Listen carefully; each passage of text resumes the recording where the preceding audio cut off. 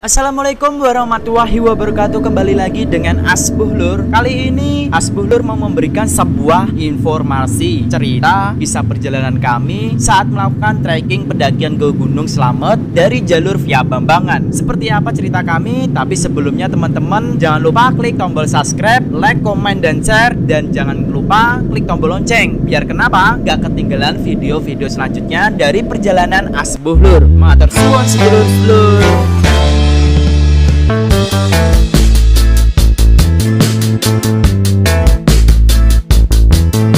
Jalur pendakian Gunung Slamet via Bambangan ini terletak di Dukuh Bambangan, Desa Kutabawa, Kecamatan Karangreja, Kabupaten Purbalingga, Provinsi Jawa Tengah. Gunung Slamet merupakan gunung tertinggi di Jawa Tengah dan merupakan gunung tertinggi kedua di Pulau Jawa sebelum Gunung Semeru. Dan Gunung Slamet ini sebuah gunung yang masih aktif sampai sekarang dengan ketinggian 3.428 mdpl. Jalur pendakian Gunung Slamet kita bisa melalui jalur via Bambangan, via Cemara Sakti, via Guci, via Kaliwadas, via Gunung Malang, via Dipajaya, via Baturaden, via Jurang Mangu, dan jalur via Penakir. Saya berangkat dari rumah, dari kota Cirebon, hari Jumat malam, April 2017. Kami berangkat dengan menggunakan kendaraan sepeda motor dengan jumlah personil 16 orang. Kami berangkat ini menamakan tim kami dengan tim pendaki cepat dan ceria. Kenapa kami menamakan tim pendaki cepat dan ceria? Ya karena kami cepat lelah, cepat istirahat, cepat makan,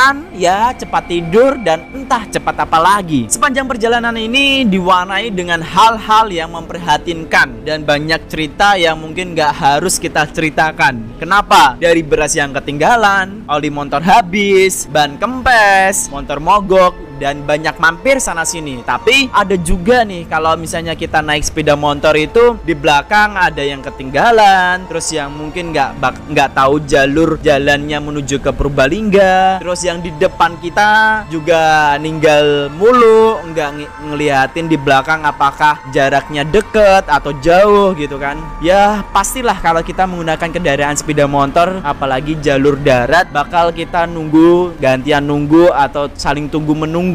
Karena dari beberapa tim kami itu belum ada yang tahu jalan menuju ke Purbalingga. Sebenarnya kalau kita menuju ke Purbalingga, ke Gunung Slamet, misalnya dari via jalur Bambangan ini yang kita laluin, kita bisa menggunakan kendaraan angkutan umum seperti bis atau kereta. Mungkin kalau dari pesawat bisa juga, tergantung dari mana tempat titik awal teman-teman untuk menuju ke lokasi. Kita sampai di pos pendakian via Bambangan ini menjelang subuh. Motor kami titipkan di pos pendakian ataupun bisa di base camp. Di base camp ini para pendaki bisa beristirahat maupun menginap, disediakan secara gratis. Setelah berbagai ritual yang mungkin tidak jelas, saya dan tim pendaki cepat dan ceria berjumlah 9 orang ini kami bagi 2 tim. Dari tim kami berangkat lebih dahulu dan tim 7 orang menunggu teman-teman dari rombongan Jakarta yang belum sampai ke base camp Bambangan. Di pos pendakian ini kami melakukan pendaftaran SIMAKSI, mengisi data peserta, dan berikut harus meninggalkan KTP asli untuk pendataan. Untuk serta memberi nama-nama lengkap pendaki dan kontak nomor HP yang bisa dihubungi nanti apabila nanti ada suatu trouble. Pembayaran SIMAKSI ini dikenakan biaya 10.000 per orang. Nanti KTP akan dikembalikan seusai pendakian dengan menukar sampah selama pendakian. Jadi pastikan ya teman-teman, kalau mendaki gunung itu sampahnya juga dibawa turun biar bersih gunungnya dan jaga kelestarian alam dan melindungi kelestarian alam. Perjalanan ini dari pos pendakian diawalin dengan trek aspal yang buat hati kita sebenarnya riang, gembira, dan saking semangatnya. Kami melewatin perkebunan menanjak, landai, terus datar, terus nanjak. Ya lumayan sih buat pemanasan dengkul kita jalan. Dari pos pendakian menuju pos 1 adalah jarak yang paling panjang, sehingga setelah melewati 3/4 perjalanan kami melakukan break. Dan maksudnya di sini cuma istirahat doang sebenarnya. Tapi apa mau dikata, namanya juga pendaki cepat dan ceria. Cepat lelah, cepat istirahat, ya cepat makan dan cepat tidur. Dan entah cepat apa lagi. Dengan kompaknya, kami akhirnya tertidur juga secara berjamaah, berjam-jam. Sungguh tim yang paling hebat. Sebelum pos 1, kami menemukan beberapa warung yang buka. Saya pikir ini adalah pos 1. Ternyata bukan. Dan masih lama mencapai untuk menuju ke pos 1. Ya, semangat. Pos 1 adalah Pondok Gembirung. Kami tiba sekitar pukul 11.45 menjelang duhur. Di pos ini terdapat beberapa warung yang menyediakan berbagai minuman hangat, minuman dingin, nasi uduk, mendoan gorengan, mie instan ataupun buah-buahan seperti semangka, jeruk, dan apel. So, yang isinya karirnya tidak mau berat, bawalah uang yang lebih untuk bisa jajan di warung-warung. Kenapa waktu saya mendaki warung-warung tidak saja terdapat di pos 1, tetapi ada juga sebelum pos 1, di pos 2, pos 3, pos 5, dan pos 7. Buka sampai malam warung. Tapi sebaiknya sebelum melakukan pendakian carilah informasi terlebih dahulu untuk pos berapa saja yang mungkin warungnya buka. Karena tidak setiap hari warung-warung ini buka. Pada waktu saya melakukan pendakian, semua warung buka karena memang long weekend, liburan nasional, dan jumlah pendaki saat itu sangat banyak. Dalam hal ini, saya dan rombongan selalu mampir ke tiap warung yang ada di pos-pos untuk sekedar beristirahat atau untuk jajan. Alhasil sih, perut selalu terisi. Berdampak kami jadi mengantuk. Ujung-ujungnya tidur manis dan uang pun menipis. Setelah berlama-lama kami santai di warung, kami melanjutkan perjalanan untuk menuju ke pos 2. Di awal perjalanan kami atau saya sendiri ya, yang jelas menghirup bau kemenyan yang menyengat hidung. Entahlah teman-teman lain ada yang merasakan seperti bau-bau kemenyan gak ya?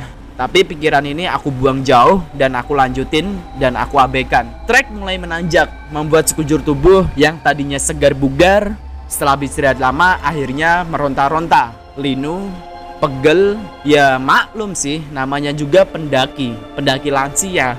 Sedikit-sedikit break, sedikit-sedikit break.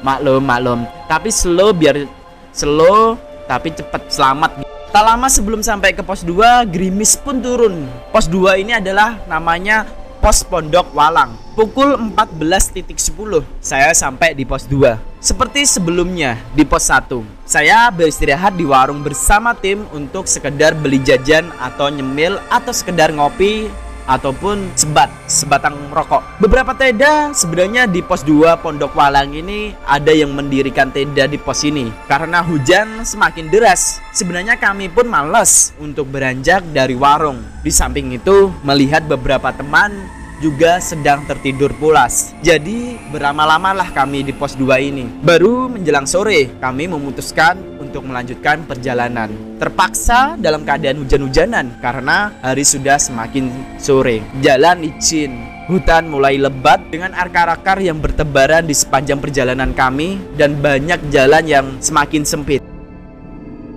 Pos 3 Pondok Cemara. Pukul 18.00 saya sampai di pos 3. Karena maghrib kami sepakat untuk istirahat sebentar di sebuah warung. Sekitar 45 menit lah untuk sekedar ngopi atau beli jajan. Di pos 3 Pondok Cemara ini juga banyak tenda yang berdiri dan ada beberapa pendaki untuk ngecamp di pos 3 Pondok Cemara. Setelah itu kami melanjutkan perjalanan dari pos 3 menuju ke pos 4. Headlamp kami siapkan dan kami nyalakan di kegelapan malam dengan jalan yang penuh licin dan trek masih tidak berbeda jauh dari yang sebelumnya. Menuju pos 4 ini, mungkin teman-teman para pendaki juga mengetahui mistis atau suatu mitos di pos 4 Pondok Samarantu Gunung Slamet. Pos 4 Pondok Samarantu, kami tiba sekitar pukul 19.50 menginjak jam 8 malam. Kami tiba di pos 4. Penasaran banget sih, kebanyakan teman-teman atau informasi di kalangan para pendaki di grup Facebook mengatakan kalau kita mau break atau mau beristirahat atau sekedar mau bermalam jangan di pos 4 Pondok Samarantu. Karena katanya paling angker di Gunung Slamet dan sehingga para pendaki paling tidak mau ngecamp di sini. Ya iya sih sebenarnya, dibandingkan pos-pos sebelumnya, pos 4 Pondok Samarantu ini memang paling berbeda suasananya. Sangat sunyi dan sangat senyap. Apalagi hawanya setelah hujan deras ini seperti aura-aura yang mungkin negatif membuat sugesti kita berpikiran yang tidak-tidak. Pohon-pohon tua beberapa sudah tumbang, terkesan ruwet banget dan sedikit sunyi banget suasana saat itu. Tapi kami terpaksa beristirahat karena melihat kondisi tim sudah kelelahan dan hujan masih saja turun dan nggak pernah habis-habis untuk berhenti. Sehingga kami mendirikan flashsheet serta mulai memasak untuk mengisi perut. Setelah beristirahat sekian lama di pos 4 Pondok Samarantu, salah satu dari kami merasa tidak mampu untuk melanjutkan perjalanan, sehingga kami sepakat mendirikan tenda di pos 4 ini. Bayangkan, kenapa kami harus mendirikan tenda bermalam di pos 4 yang konon katanya, mitosnya di kalangan para pendaki bahwa pos 4 Pondok Samarantu adalah jalan menuju gerbang gaibnya Gunung Slamet. Percaya atau tidak, itu adalah mitos. Tapi kita juga harus menghargai dan harus mengetahui bahwa dunia ini bukan dunia manusia. Ada dunia makhluk halus di sekitar kita juga. Kalau dilihat dari pos 4 Pondok Samarantu ini, lahannya juga lumayan ruwet sebenarnya. Dan para teman-teman lelaki bekerja keras untuk mendirikan tenda. Dan ada beberapa pohon yang tumbang. Mau nggak mau kita harus terpaksa dan harus bermalam dan harus beristirahat. Karena kondisi kami sudah cukup lelah. Akhirnya kami tidur. Walaupun bagian kaki kami untuk selonjor atau bertiduran itu enggak begitu nyaman. Ya mau gimana lagi lah, yang pasti kita tetap beristirahat, ngumpulin tenaga untuk summit attack besok paginya. Sebenarnya tidur di pos 4 itu walaupun suasananya dan auranya begitu angker, tapi tidak ada yang aneh-aneh menurut saya. Tidur pulas pun tanpa gangguan sebenarnya. Namun tetap saja judulnya angker di pos Pondok Samarantu ini membuat kami semua tak berani buang air kecil ataupun besar sendirian. Mungkin selalu meminta ditemanin teman-teman yang lain. Akhirnya kami tidur dan kami bangun sekitar menjelang subuh. Dan kami prepare, siap-siap bahan logistik untuk bekal nanti apabila nanti kita ingin minum atau makan. Summit attack sekitar pukul 05.30 kami mulai. Sebelum kami melakukan perjalanan lagi, kami berdoa dan lanjutkan perjalanan menuju summit attack ke puncak Gunung Slamet. Perjalanan menuju pos 5 ini trek tidak jauh berbeda dengan sebelum-sebelum posnya. Ada pos 1 atau pos 2. Sama, tetap dengan tumbuhan liar, jalur menyempit, dan akar-akar. Ya lumayan sih, bikin ngos-ngosan tingkat tinggi. Tapi saya lebih bersemangat karena jarak antara pos ke pos tidak jauh-jauh, seperti halnya pos-pos di bawah yang bikin lemes sekujur. Pos 5 yaitu Samyang Rangkah. Pukul 05.55 saya tiba di pos 5. Di sini terdapat sumber mata air di pos 5 Samyang Rangkah. Tapi kami tidak mengambil air dikarenakan persediaan air kami masih cukup. Lahan di pos 5 ini lumayan cukup sangat sesak dengan beberapa tenda yang sudah berdiri di kalangan para pendaki yang bermalam. Karena pos ini merupakan tempat favorit untuk kalangan para pendaki apabila melewatin jalur via Bambangan menuju ke puncak Gunung Slamet. Di pos 5 ini kami beristirahat di warung untuk breakfast, makan pagi. Lumayanlah sekedar sebungkus nasi uduk dengan isi mie soun dan orek tempe ya. Seharga 10.000 beserta beberapa gorengan dan teh manis, cukup mengenyangkan perut bagi kami. Dan setelah perut mulai mules-mules gimana gitu ya kalau udah kenyang. 1 jam berada di pos ini, kami melanjutkan perjalanan menuju pos 6 dengan jalur tidak terlalu curam tapi semakin menyempit dan vegetasi mulai berkurang. Pos 6 Samyang Ketebonan. Kami sampai di pos 6 sekitar pukul 07 lebih. Hanya 5 menit kami beristirahat di pos ini dan langsung melanjutkan perjalanan. Sebenarnya di pos 6 ini tidak ada satu tenda pun yang berdiri di pos, karena menuju pos 7 jalur agak menanjak dari sebelumnya. Dan Edelweiss mulai tak beraturan di sepanjang jalan. Sepanjang jalan ini kami juga selalu melewatin pohon Edelweiss di sekitar kiri kanannya. Menuju pos 7 tidak begitu jauh sih dari pos 6. Namun acara istirahat selalu wajib kami lakukan. Lanjut ke pos 7 adalah Samyang Kedit. Sekitar pukul 08.15 lebih 10 menit kalau nggak salah ya. Namanya juga lupa-lupa. Saya sampai di pos 7 dan beristirahat selama 10 menit lah, langsung melanjutkan perjalanan. Di sini pos 7 Samyang Kedit ada beberapa tenda sebenarnya terlihat. Dan ada beberapa pos terakhir yang disarankan untuk mendirikan tenda, yaitu pos 7 Samyang Kedit. Pos 8 Samyang Jampang. Pos 8 ini letaknya juga tidak jauh sih dari pos 7, sehingga 5 menit pun kami sudah sampai di pos 8. Kami istirahat sejenak, sekedar foto-foto atau video. Setelah itu baru melanjutkan perjalanan menuju ke puncak. Melanjutkan perjalanan dari pos 8 menuju ke pos 9 Pelawangan.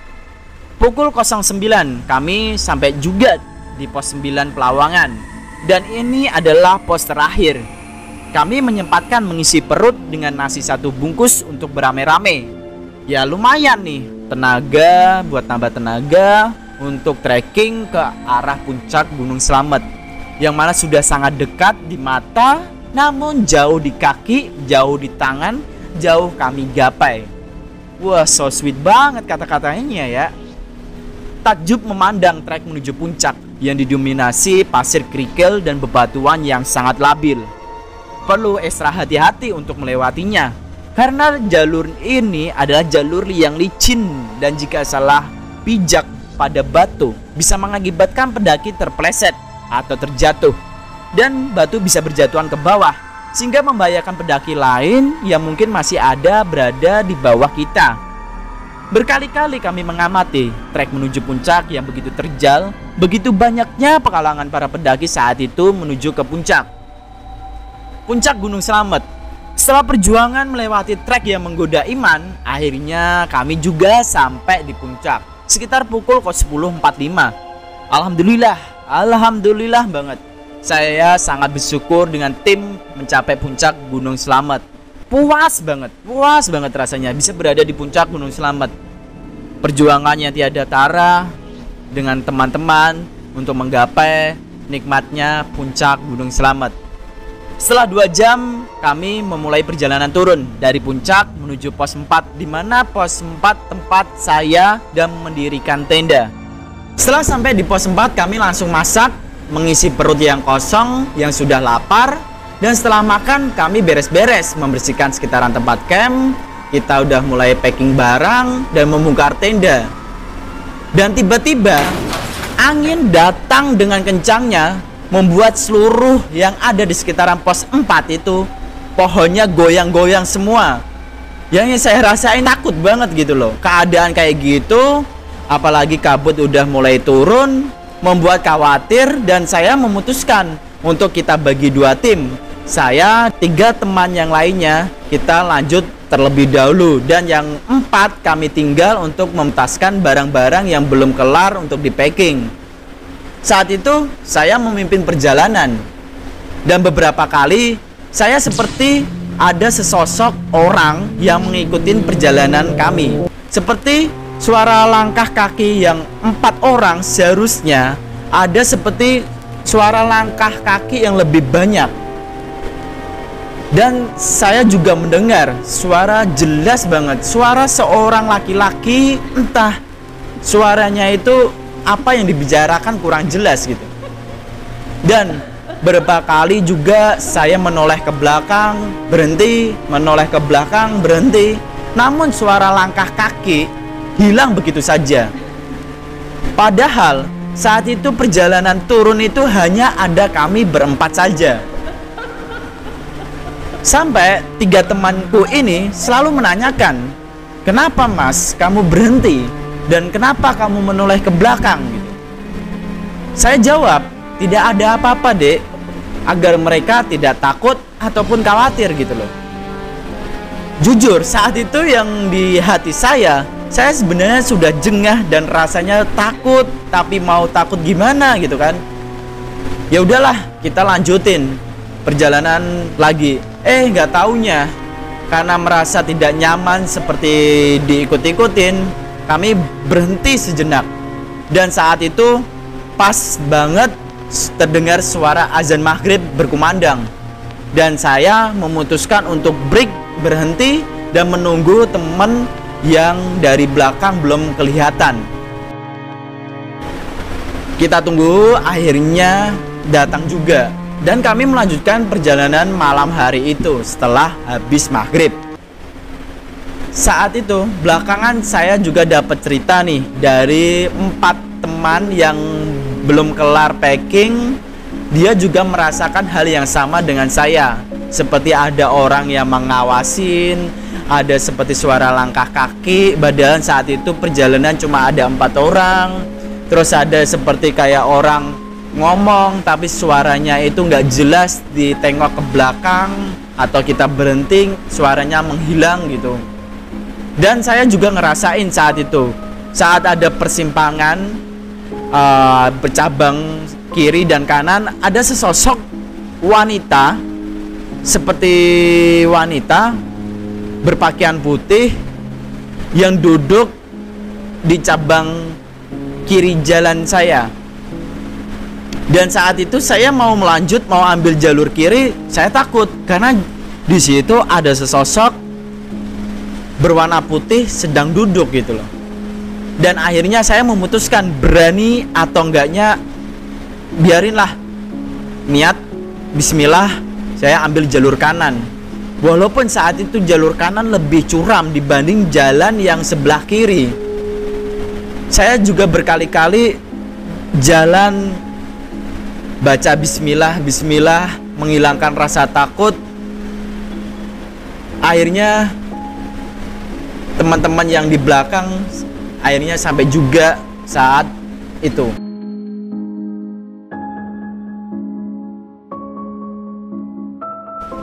Saya juga berkali-kali mencium jelas bau kemenyan di antara pos 3 hingga sampai pos 1. Namun semua itu saya hiraukan. Berdoa dalam hati semoga tidak terjadi apa-apa. Kami tiba di pos 1 yang rencananya hanya istirahat sejenak, malah pada tidur semua. Mungkin efek kecapean. Dan akhirnya saya dan tim memutuskan untuk ikutan tidur juga. Kita mah apa atuh, urusan tidur pasti kompak. Namanya tim cepat lelah, cepat istirahat, cepat tidur. Pagi hari kami melanjutkan perjalanan. Karena semua segar bugar, kami melakukan perjalanan turun dengan langkah cepat setengah berlari. Ini baru namanya pendaki cepat dan ceria yang sebenarnya. Alhamdulillah kami sampai di pos pendakian dengan riang gembira, dengan semangat yang tiada tara. Hikmah yang bisa diambil dari perjalanan pendakian Gunung Slamet ini adalah tetap selalu hati-hati, hilangkan sugesti yang buruk, dan jangan lupa ya berdoa. Mungkin saya ngerasa saat perjalanan turun dari pos 4 Samarantu itu belum berdoa ya. Dan kami belum berdoa, dan mungkin tanpa permisi juga mungkin ya. Atau enggak ada yang ngerasa tempatnya diganggu mungkin, yang saya rasain. Yang pasti mungkin awal perjalanan atau melakukan suatu kegiatan apapun, jangan lupa teman-teman selalu berdoa, pastikan untuk keselamatan dan perjalanan kita tidak ada kendala. Terima kasih banget untuk teman-teman yang udah mendengarkan cerita perjalanan kami